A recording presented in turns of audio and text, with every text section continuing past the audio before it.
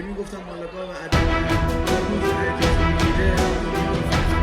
وقتی که در 9 اسفند حمله صورت گرفت به ایران، تصور این بود که رژیم سیاسی ایران و رژیم اجتماعی ایران در کمتر از چند روز فرو میپاشه. اما ما امروز 90 روز رو ازش عبور کردیم. هم رژیم سیاسی ایران مقتدرتر، هم مردم ایران منسجمتر. این نشون میده که محاسباتی که دشمنان ایران داشتن در اتفاقاتی که میتونه در ایران بیفته مبتنی بر تحلیل‌های خطا و غلط بوده، تحلیل‌هایی که اونها رو به یک جنگ خانمانسوز کشید. اما الان بعد از 90 روز در اون مستأصل شدن و فرو موندن. پایان جنگ رو ملت‌ها رقم میزنن، نه مهاجمین. ملت‌های مختلفی که تهاجم رو تجربه کردن میدونن وقتی که ایستاده‌اند سوت پایان رو ملت‌ها میزنن، نه مهاجمینی که به ملت‌ها هجوم آوردن. سوت پایان این جنگ رو ملت ایران میزند آن وقتی که با عزت و اقتدار بتونه پایان این جنگ رو ترسیم کنه. من موافق این مذاکرات نیستم. فقط اگر در صورتی امکان پذیر که اونها به عهدشون عمل کنن که قطعا این اتفاق نخواهد افتاد. و الانم هرچه فرمان بده رهبر عزیز ما آقای مجتبی خامنه‌ای، حتما ما گوش به فرمانی و در میدان هستیم، چه مذاکره چه جنگ و مبارزه. ارگان و نهاد و مجموعی که هستن مذاکره با آمریکا که اشتباهه. همونجوری که رهبر شهیدمونم گفتن مذاکره با آمریکا اشتباهه و نباید این کار انجام بشه. ما باید انتقام خون رهبر شهیدمون رو از آمریکا بگیریم با بستن تنگه هرمز، با اخراجشون از منطقه.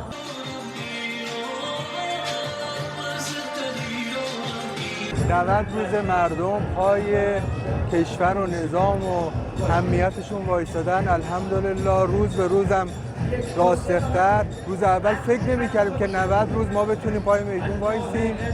الحمدلله این اتفاق افتاده. هزار شبم باشه مردم به خاطر اینکه حقوقشون حفظ بشه میان پای کار.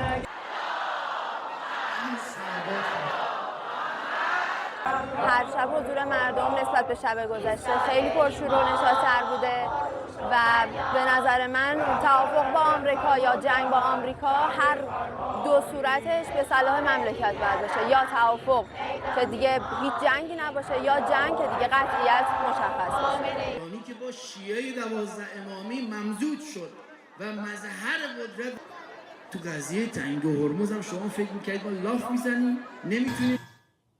Ribuan warga Iran memadati sejumlah titik di Teheran dalam aksi solidaritas nasional.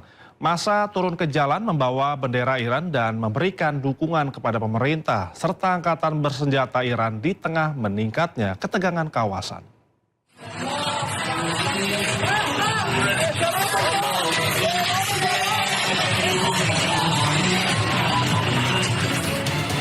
Lautan massa memenuhi lapangan Azadi di Teheran, Iran dalam aksi dukungan besar-besaran terhadap Republik Islam Iran dan militernya di tengah meningkatnya ketegangan konflik Iran dengan Amerika Serikat dan Israel. Warga terlihat mengibarkan bendera Iran, meneriakkan slogan dukungan serta mengikuti aksi malam yang disebut sebagai pertemuan rakyat. Kerumunan serupa juga terlihat di Tahrir Square, Teheran Utara, Iran. Aksi ini menjadi bagian dari rangkaian unjuk solidaritas malam ke-89 yang digelar di berbagai wilayah Iran. Aksi massa ini berlangsung setelah Iran mengklaim berhasil menembak jatuh jet tempur F-35 dan drone MQ-9 Amerika Serikat di tengah meningkatnya eskalasi konflik di kawasan Timur Tengah. Pemerintah Iran menyebut sistem pertahanan udaranya berhasil menargetkan pesawat Amerika Serikat di wilayah sekitar Teluk. Namun hingga kini belum ada verifikasi independen terkait klaim Iran tersebut. Ya pemirsa, sejumlah jemaah haji asal Iran melantunkan slogan anti Amerika Serikat dan Israel di Mekah. Aksi tersebut menjadi sorotan sebab pernyataan politik dilarang selama pelaksanaan ibadah haji. La ilaha illallah Israel aduvullah. Sekelompok jemaah haji asal Iran meneriakkan slogan bernuansa politik di Mekah saat musim haji berlangsung. Terdengar seruan anti Amerika Serikat dan Israel, termasuk menyebut kedua negara tersebut sebagai musuh Allah. Aksi tersebut dilakukan di tengah kerumunan jemaah lain. Sebelumnya diketahui pemerintah Arab Saudi melarang aktivitas maupun pernyataan politik selama pelaksanaan ibadah haji. Larangan ini dimaksud demi menjaga keamanan dan kehusyukan ibadah. Amerika Serikat kembali melontarkan peringatan bernada ancaman kepada Iran. Pihak Teheran diminta segera memberi kepastian terkait perundingan perdamaian. Karena jika tidak, Amerika Serikat akan mengancam menghabisi Iran.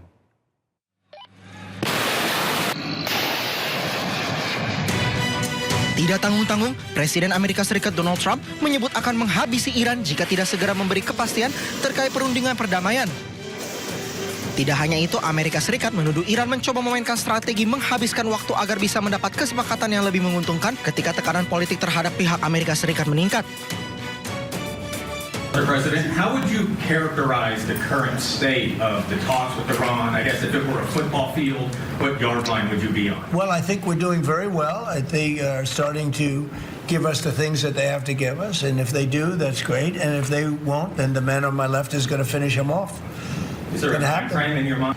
They thought they were going to outweight me. You know, we'll outweight him. He's got the midterms. I don't care about the midterms. Look what happened last night. That was the prelude to the midterms.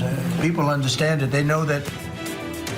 Sebelumnya media pemerintah Iran mengungkapkan bahwa ada draft kesepakatan yang sedang disusun. Kesepakatan itu diantaranya melibatkan penarikan pasukan Amerika Serikat dan pencabutan blokade pelabuhan Iran. Dalam draft itu, Teheran juga setuju untuk mengembalikan Selat Hormuz ke tingkat sebelum perang dalam waktu 1 bulan.